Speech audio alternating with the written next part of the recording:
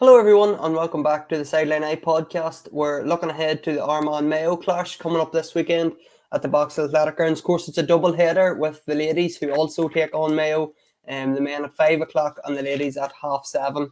So a good double header to look forward to on Saturday. And I have the perfect man on with me to discuss this as usual. It's Billy Joe Padden.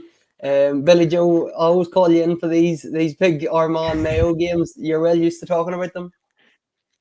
I am, yeah. They can feel a bit awkward at times for me. When you're there in the stadium and you've Armagh supporters and Mayo supporters around you, I definitely get a few looks as to see what score I'm cheering. But I find it easy. I just cheer every score, So with these new rules, hopefully we'll see plenty of scores. You can't beat whoever wins, Billy Joe. You're happy. Yeah. That's it. Yeah, I'll take the positives. I'll take the positive out of any victory. That's for sure, Sean. I suppose heading into this one, Billy Joe, I was just thinking about it today. If we had been recording this podcast this time last week, we were probably talking about how Armagh were flying after beating Tyrone and Mayo. Things were looking down, the 2 losses, but one weekend changes everything. Suddenly it's Armagh who are feeling a wee bit down, and Mayo they're back to winning ways now. Yeah, it really does feel like that. And at the same time, the minute you think like that, you think, crikey, it's a big opportunity, probably more so for Mayo, because they would have expected, maybe Armagh to have 2 more points on the board, considering the way they were going, considering how well and late they played into the championship last year. And Mayo had a very difficult start with lots of players missing. So it's a big opportunity for Mayo if they were somehow able to pull out a win over Armagh on Saturday, in the space of 6 days, they'll have gone from being, probably favourites to get relegated to a team really thinking that they can get out of that situation. Now, is that task of beating Armagh at the Athletic Grounds huge for them as it presently stands? Yes, it is. But they'll be looking at it like that, and they'll see this as an absolutely huge opportunity. And then when you take it from Armagh's point of view, coming off a game against Donegal where they're well beaten, if they are subpar and if they do manage to lose to Mayo, well, then that's a fairly significant knock to your early season when you consider you should be beating Mayo when you consider the 2 squads as they are at the minute. It's probably, I'm not sure if we're getting into must-win territory at the minute yet, Billy Joe, but for both teams, if they're looking to retain their Division 1 status, it probably is getting into that sort of, you have to pick up points here along the line, because I know with Armagh, they have Dublin after Mayo, then their way to Kerry, then they've Derry in the last day, so it's hard to see any guaranteed points. And same for Mayo, really, because they've, I think, only 3 home games this year, so they've still Donegal, Kerry, and Derry to play as well after that. So none of them are going to be easy. This is a real opportunity. Mayo are going to have to pick up those points wherever they can if they're going to get out of relegation. And they'll see this as an opportunity. I think the last time they played it was that 2 or 3 seasons ago. It was a draw, was it? I think. Yeah. 17 each, I think it was. Yeah. So it's a massive opportunity for Mayo, but at the same time, then what it comes back to is that who performs the best on the day. Look, I suppose totally from a Mayo point of view, the Mayo Tyrone game was really low quality stuff. So Mayo will have to improve, a good degree again if they are going to challenge Armagh this Saturday evening, because I know Armagh coming off a disappointing result, but they have showed better form than Mayo and who Mayo beat last week, Tyrone, so far in the league, if you'd asked me. But you just have to wait and see, I suppose. I suppose the big thing about the league and the good thing about the league is that, I'd asked Kieran McGeeney this question on Saturday night or on Sunday, and he sort of rubbed it off that they weren't gonna just go by the Donegal game and move on straight away to Mayo. They were going to do maybe a bit of soul searching and have to analyse the Donegal game. But the good thing about the league, it's straight away you're into the next game, Billy Joe, because Armagh don't have time to worry about the Donegal result because they've Mayo coming, as you said, 6 days later. So that's probably from an Armagh point of view, that's the good thing about the league, is there's an opportunity to put it right straight away. Oh, for sure. And when you think about, from McGeeney's point of view, one of the key things for Armagh's success last year was their ability for people coming off the bench. I think it's a huge, in a short turnaround like this, I think it's huge for them. And without really knowing, you'd know better than me in terms of their whole, availability situations. Which, when you're dealing with a squad, you're always going to be missing a certain amount of players through injuries or illnesses, particularly this time of year. But like when you look at the players they were able to bring off the bench in Donegal, players that are real high quality that can be good enough to start in any other team. Like Jarly O came off, Subi Campbell came on. So you have those sort of players that you could start and you can bring other players in.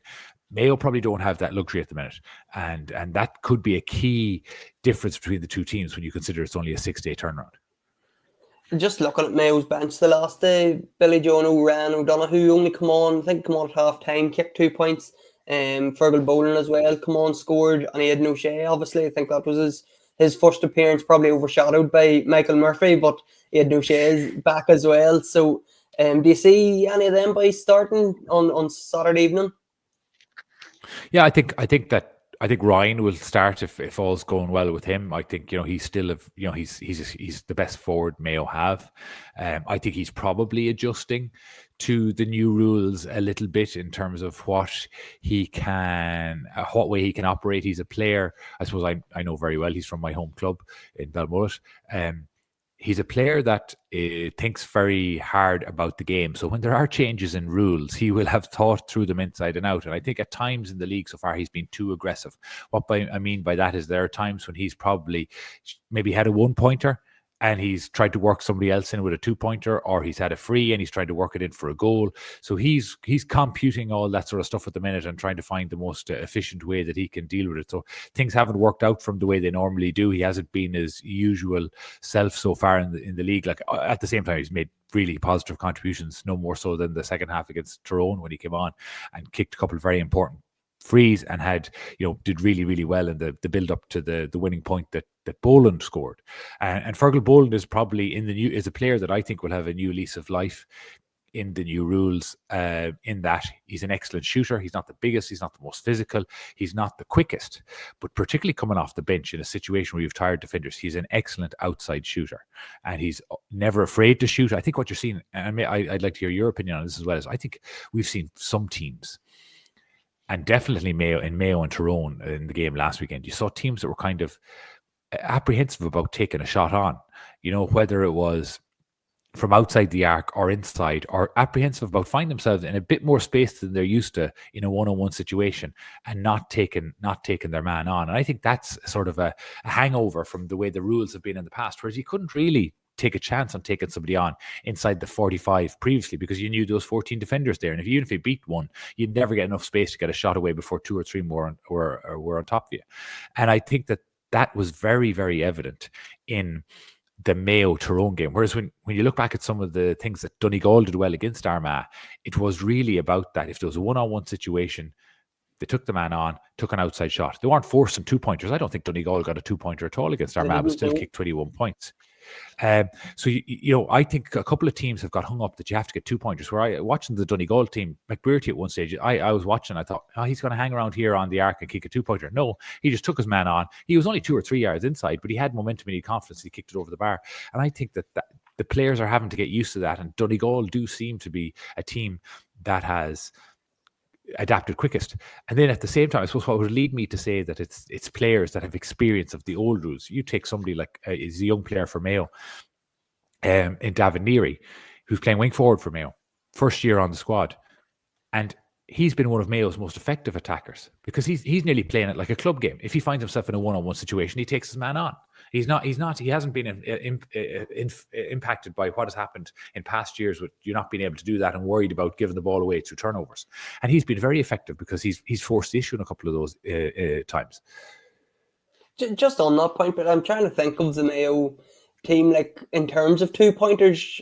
I'm not. Did Jordan Flynn kick one against Tyrone? Maybe, but do they have many 2-point kickers? Like I can't think of any off the top of my head. Really, I'm sure maybe I will speak about O'Shea if he got a crack at it with his left boot. He could maybe swing one over. But is there anybody else really?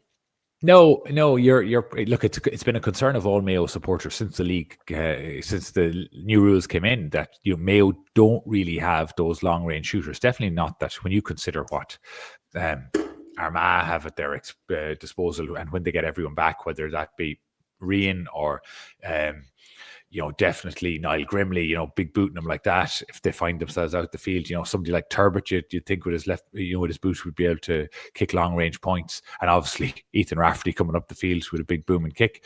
Mayo don't really have that. They're probably reliant on Jordan Flynn can kick. He got one the last day. He can take one. You have Jack Carney, who is not available at the minute. He'll probably come in and play around midfield, and he can kick them as well.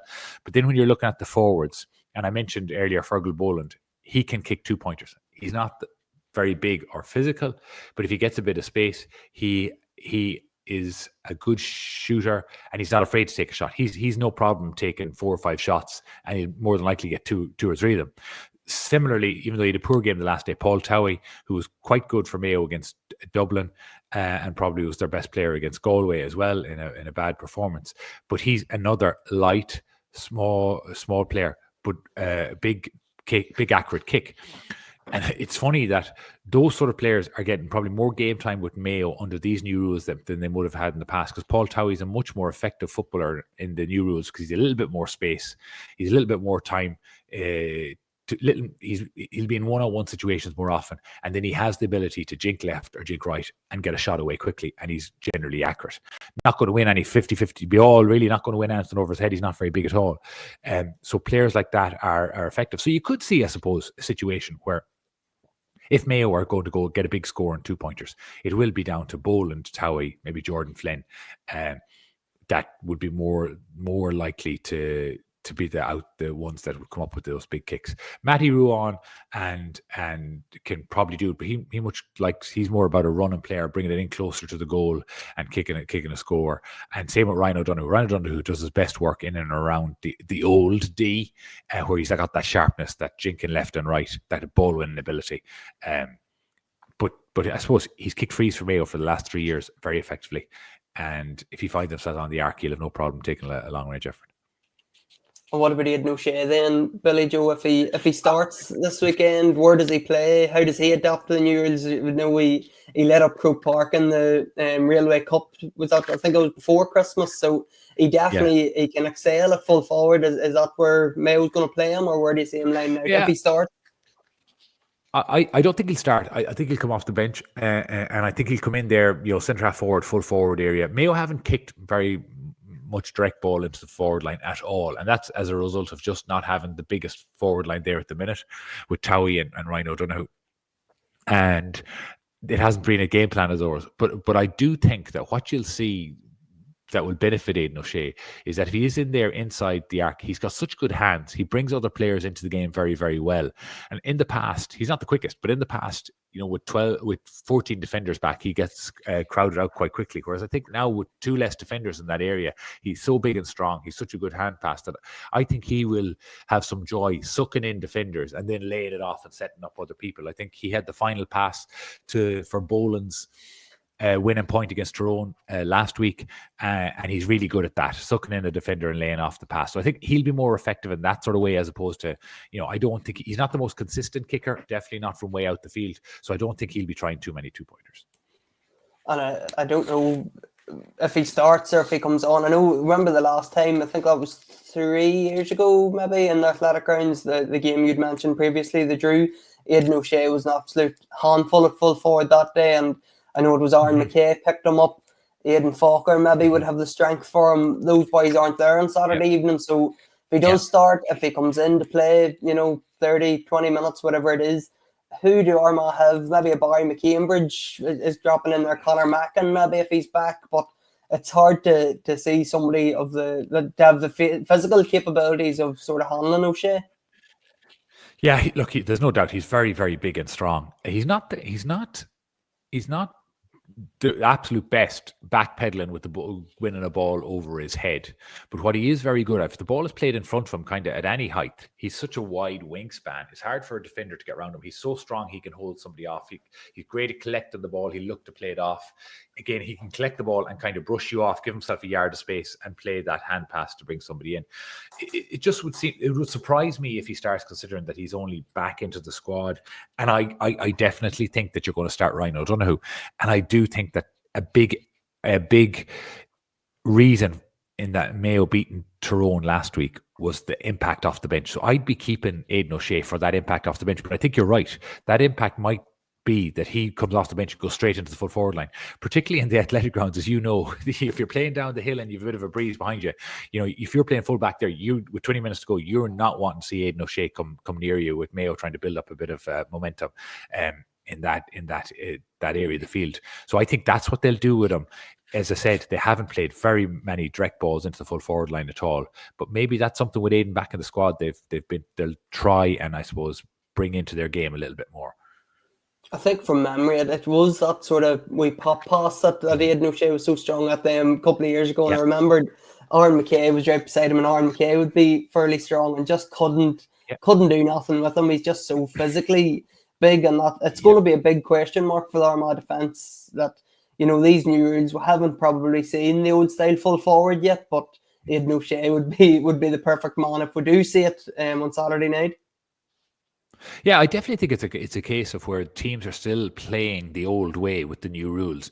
You see 20 minutes breaks out in some of these games where it looks like complete chaos and teams are more spontaneous. But the Mayo Tyrone game last week was really two teams playing the old rules and being afraid to try something different. And I think you will see situations. I think that's maybe one of the reasons why we've seen some big turnarounds and scores when teams find themselves well behind. I know the weather conditions had an impact in those games, whether it be Kerry and Dublin last week, or I didn't see the Galway-Derry game, but that was a big turnaround, I believe, in scores as well after halftime. And I think it's just a case, if you're chasing a game, you're just going to take more risks and you'll be more direct. And there are opportunities to I suppose, to make hay when you do that. And I just think that some teams will come out and try and be more direct because there's less defenders there to pick up the breaking ball. If you can get a couple more forwards in there, maybe you're more likely to pick up a breaking ball off a traditional target man that maybe you were last year or the year before. But we haven't seen anyone do it. I think with Aidan O'Shea in there, I've always maintained over the last couple of years, I don't like him spending all the time in the full forward line. But there definitely are 20-minute spells here and there where he is very useful in there. I think as well as that, when you look at what Mayo have missed around the middle of the field is that physical presence, that physicality, that strength. Whether it's Jack Carney or Matty Ruan, they're great athletes, get around the field, lovely footballers, probably not the most physical on long kickouts. And where you're seeing now is there are many more long kickouts in these games. And I think it's even more important to be more physical in that area because the avenue for short kickouts is much reduced because it's just harder to get them out. And I think when you look at what Armagh have in that area of the field, whether it's with Niall Grimley's a lovely fielder, Ben Creeley's very big and strong as well. They can bring Charlie Ogan to that area of the field. Armagh have a lot of big, strong players there. But I think if I remember correctly, in that league game 3 years ago, there was a period of that game where Mayo were very dominant around the middle of the field and kind of turned things around. And so I think that battle will be as important as anything that happens in either full forward line, to be honest. I think Ethan Rafferty even come out at one stage in that game, Billy Joe did, and caught a kick out, I think, when Armagh were getting back into it. So that midfield battle, it's nearly that old-fashioned midfield battle now, isn't it? Where there's maybe there's loads of bodies around there, and there's I'd mentioned on our previous podcast that Ben Creeley clearly doesn't even go up to catch it. He's breaking the ball, and Armagh's intention is to get in around him then. Yeah, there's no doubt. Like I imagine now, the numbers, the statistics will play that out. I don't know if we were recording statistics 10, 15, 20 years ago about how many kickouts went long. But I think because of the new rules, there's a dramatic increase. And I love it, to be honest, because I think there's nothing more exciting in Gaelic football than to see 2 or 3 midfielders go up for a long kick out and somebody come down and catch it. You see how Michael Murphy had a spectacular one against Armagh last week where he tapped it down to himself with phenomenal skill. And that's great to see. And I think I also love the opportunities it brings for teams in an attacking sense, that if you're Ben Creeley up there and you're going up with the intention of breaking a ball down, and somebody, whether Greg McCabe or somebody can pick up a loose ball driving forward, that creates great opportunities for those quick breakaway scores. And that's much more exciting than kicking it to your cornerback and 13 hand passes later and you're up the other end of the field. So I absolutely love it. But at the same time, it's so vitally important to be physical now. And you're right in saying that you have to be physical on the ball in the air, but you have to be physical on those breaks as well. And a lot of it comes down to that just desire and bravery. But you know what? The skill in it too.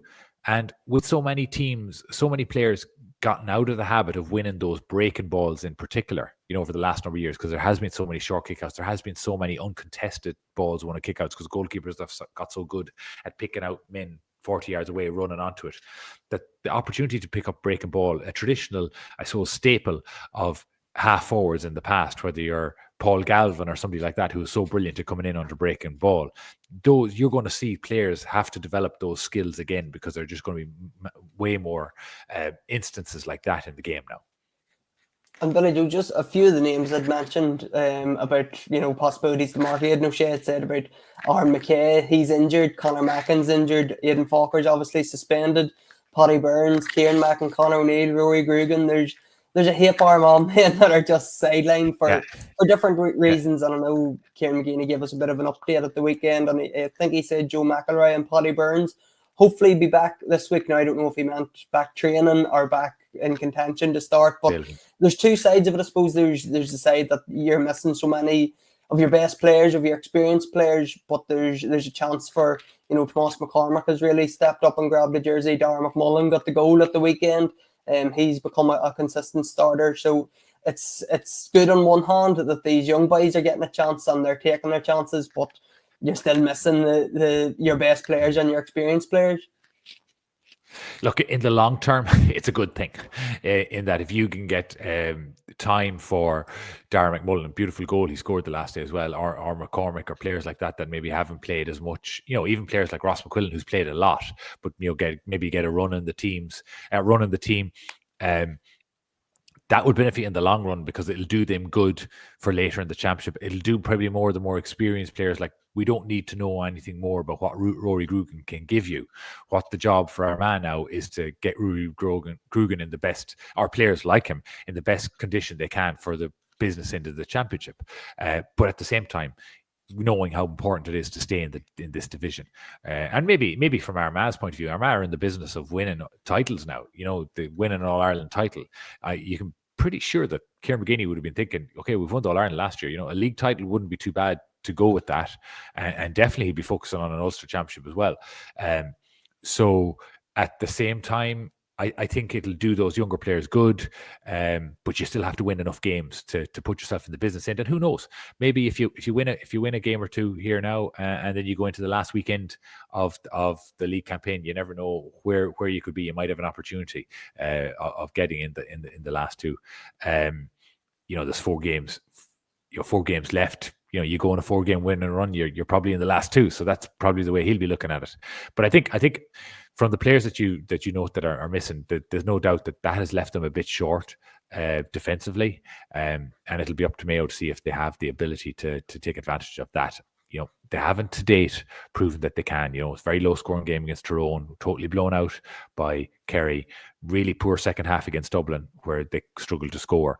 So things would have to change big time for Mayo. And maybe when you look at it from the Armagh point of view, maybe Mayo are the perfect opponents for them this weekend, in that they haven't demonstrated big scoring power, and with Armagh with all those defensive injuries, that they'll be good enough to hold it off.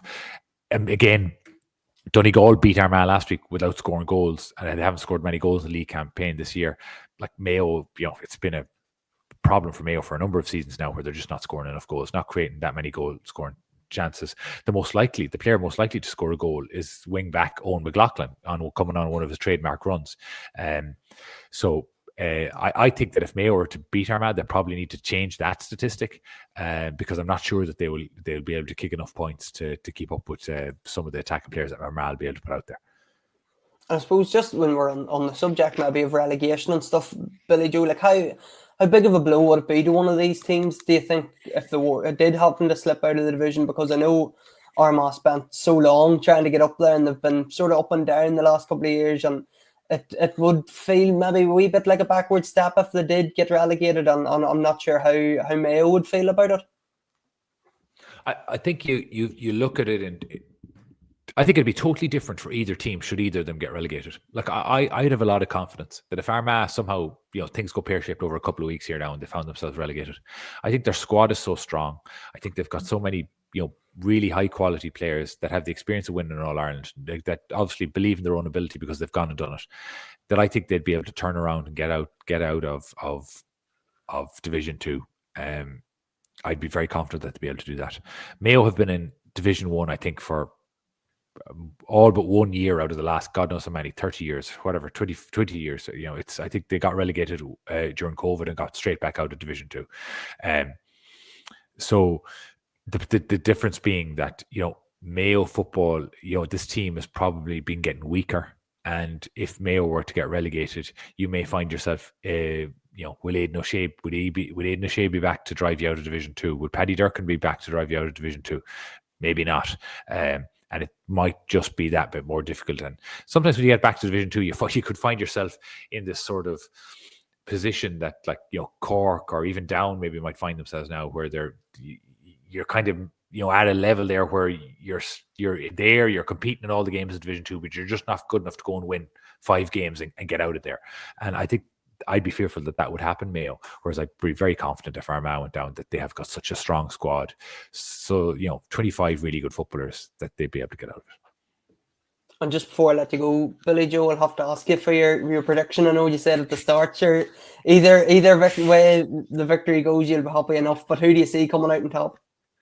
Well, I think if I was voting strategically here now, I'd be voting for a Mayo win, because I think Mayo winning would go more to securing their status as Division 1 team. Whereas even if Armagh lose, I think they're good enough to get themselves out of that dogfight if that were to happen. But I have to say, I think Armagh will just probably be a bit too strong for Mayo. I think that they have the scoring power. When you think of players that have done really good things, whether it's, we know the ability that Connaughty, Murnan has.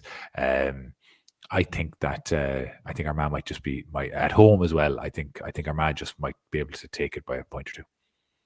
Yeah, and we're expecting a massive crowd. I know there was a huge crowd at that game a couple of years ago between Armagh and Mayo, so we're expecting to see them. And of course, the ladies' game is on after, so hopefully a good crowd staying to see the ladies. They're the Division 1 champions as well, and they're unbeaten too. So big game for Armagh ladies after the men's game. So Billy Joe, great to hear from you. Thanks very much for coming on, and we'll be back with another podcast. We'll have a review show either Sunday or Monday, so everybody tune into that. And Billy Joe, thanks for coming on. No problem, Sean. We'll enjoy the game.